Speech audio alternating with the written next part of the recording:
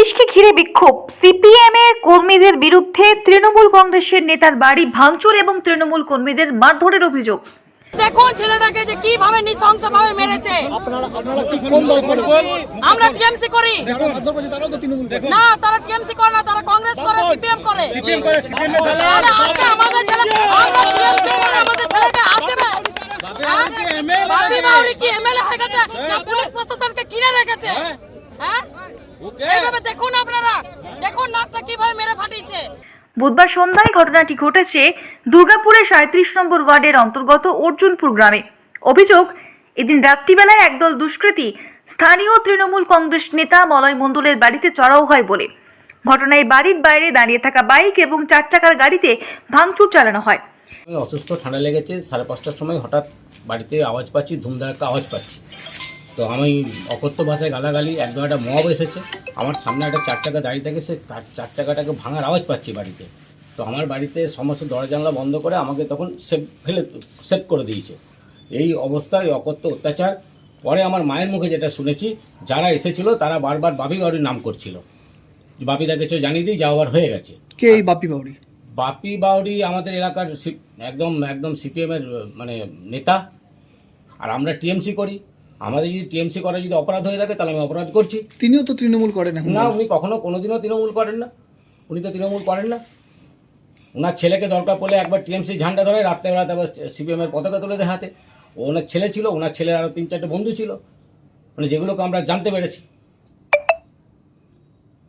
দুটো ক্লাবের গোষ্ঠী ঝামেলা, সেটা আমি কোনো কিছুতে নেই, জানি না, কিচ্ছু জানি না। হঠাৎ আমার ঘরে অ্যাটাক হয়েছে।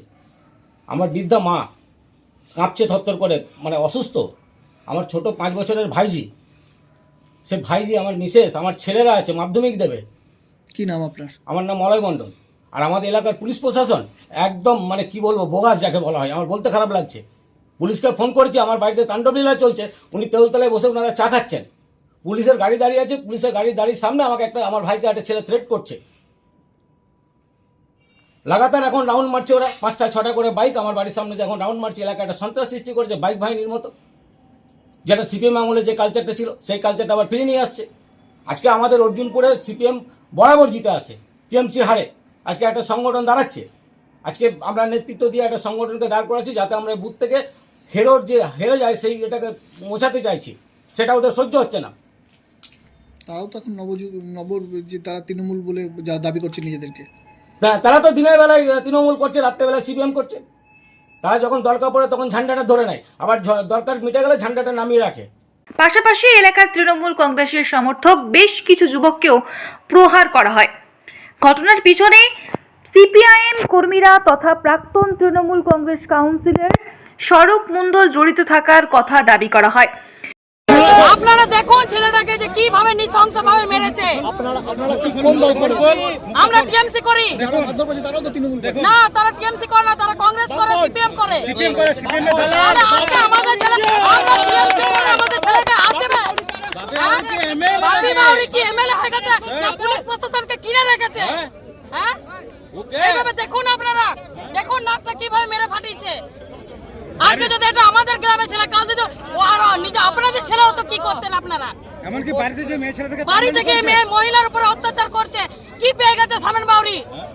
বাপি বাউরি, সামন বাউরি, সরুন মণ্ডল। বাপি বাউরি, সামেন বাউরি এভাবে আমাদের পুরো ওয়ার্ডটাকে কাঁপিয়ে রাখছে কেন?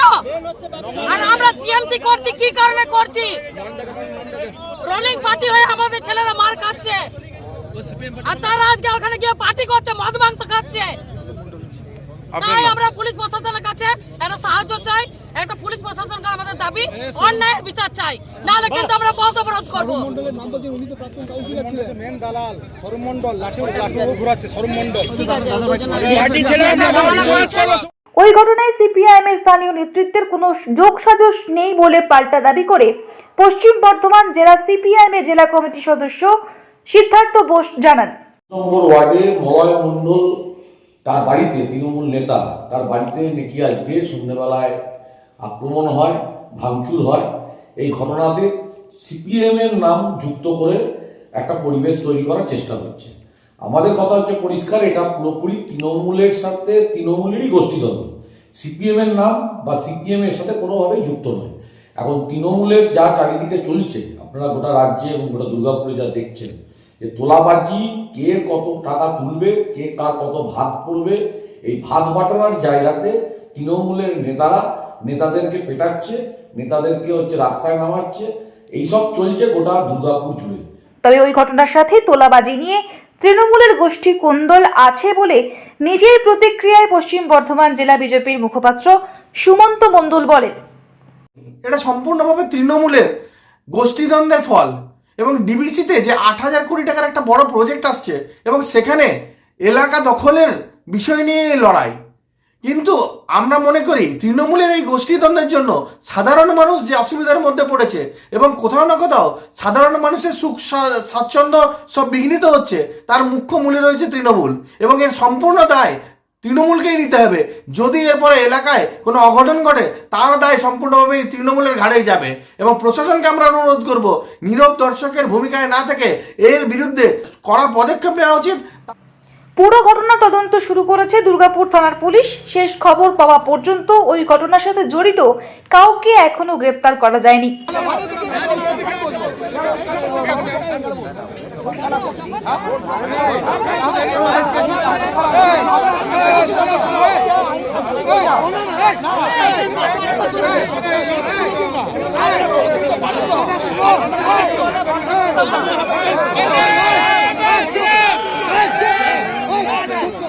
Bureau Report, The E-Paper Digital.